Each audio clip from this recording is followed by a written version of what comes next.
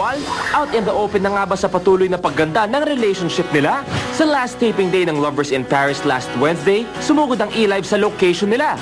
Hi E-Livers! Nandito tayo ngayon sa last day taping ng Lovers in Paris. Nandito po tayo ngayon sa Vivian's house sa Tondo, Bitas. Ngayon matatapos na yung taping natin sa Lovers. Ano yung mga pinaka-mamimiss nyo sa show na to? Dito sa Lovers. Ito yung mga usapang private na sana walang nag-i-intrude. So, ano masasabi mo na last day na natin ng taping? May miss ko syempre, unang-una lahat ng cast. 5 lang ang fans ko dati, ngayon 7 na. Dahil sa Lovers in Paris. Bukod kay Casey, ano mamimiss mo? Ako namimiss ko yung pamilya, yung grupo. At syempre, ang Lovers in Paris, binigyan namin ng chance na ma-interview ang isa't isa. Sina Casey at Piolo out in the open na nga ba sa feelings nila for each other? Naaalala mo ba tong Lovers in Paris at ang working relationship natin for the rest of your life? Siyempre, more than a working relationship, it's the kind of relationship that was developed while we were doing Lovers. And from Paris pa lang, unforgettable na yun. Hindi na mawawala sa utak ko yan. Masaya ka ba nakasama mo ako sa Oo naman! Napakaano naman, of course! Of course! Sobrang, ito yung pinakamasayang set. Oo naman, syempre. Babalik ka ba ng Paris? Naalala mo ba ako doon? Oh my God. Ito yung European tour ka. So, pag bumalik ako ng Paris, kasama kita. Oh! Tara? Ano yung pinaka number 1 na advice na may iwan mo sa akin habang magkalayo tayo or habang hindi tayo magkikita araw-araw? Ano yung isang bagay na gusto mong maalala ko?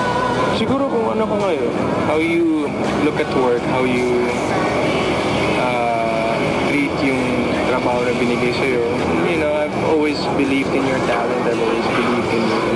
At for the first time, sinagot na rin ni Piolo ang isyong umatras na daw siya sa pangliligaw kay Casey.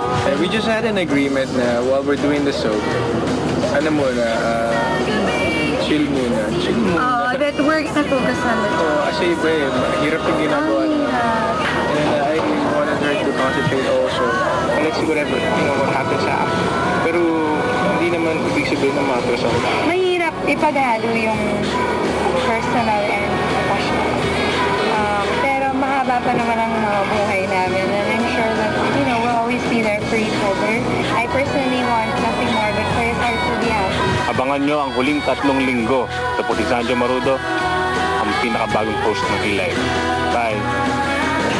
May bago ng host. May bago tayong Field host. reporter. Tama, field reporter. I like it. Maraming salamat, Zanjo, at maraming salamat din kay Casey and Piolo for that interview. Alam mo, isa lang ang napansin ko, parang pareho na sila ng mannerisms ng pagsasalita, no? Kahit aminin mo yan. Ito, Very close to mellow, ganon. At saka yung mga expressions nila, yung wow, Pati ang wow pag-bio naman. ni Luis nakimelo din. Oo, nakikimellow. Bilang Tama. nag-absent last week. Nandun pa rin sa subject na yun. Pero ang cast ng Lovers in Paris Yes. ay nasa SM The Block bukas po ng hapon. Yes, ako naman, Maria, before anything else, sa lahat po ng taga Lapu-Lapu City, kay Mayor Arturo Radaza, maraming salamat po. Okay, eto na. Hi! At saka si Mickey and si Brent, I love you guys. I miss you. Nanood sila ng Tanging Pamilya, still showing po. Ayan, maraming si salamat. Jenny natin dito sa E-Live. Birthday niya. Happy birthday. And also Flawless, si Ronnie, happy birthday din. Ay, tama. At syempre, itong pinaka-importante sa lahat. Kukumpleto sa hapon natin. Si Yen Constantino. Hi! Magandang hapon, everyone! Hi, youngsters! Thank you sa pagpunta. Sobrang ganda ni Yen ngayon. I love the hair. Thank you. Antonio hairdressing. Love it. Thank you. Oh, one of the reasons bakit ka blooming ngayon dahil may bago kang album. Would you Yes. like to tell us more about this? Ayan, pangatlong album ko na po. Nakaya naman, pinahawak ko pa ito, Tony. Ako na. Hindi, okay lang. Anyway, ito na po yung aking bagong album. Pangatlo na po to, After Salamat and Journey. Sobrang hinintay ko po talaga ng matagal na lumabas ang album na to dahil pangarap ko po talaga na makagawa ng album na ako lahat sumulat. Ang galing. Kaya medyo happy talaga ako. Hindi lang medyo kasi sumusukdulan talaga yun ng happiness. Salamat sa Star Records sa pagtitiwala po sa akin. Thank you kay Raymond Marasiga na producer ko. Thank you so much. Galing-galing niya, no? Thank you. Thank you po. Sana po makakuha kayo ng kopya. I love you, youngsters. Saka uniform ang mga youngsters. Yellow, Nax. Maraming salamat, Yeng. Thank you, I'll see you thank tomorrow you. in ASAP. Yes, yeah. Magbabalik po ang Entertainment Live, mga kapamilya.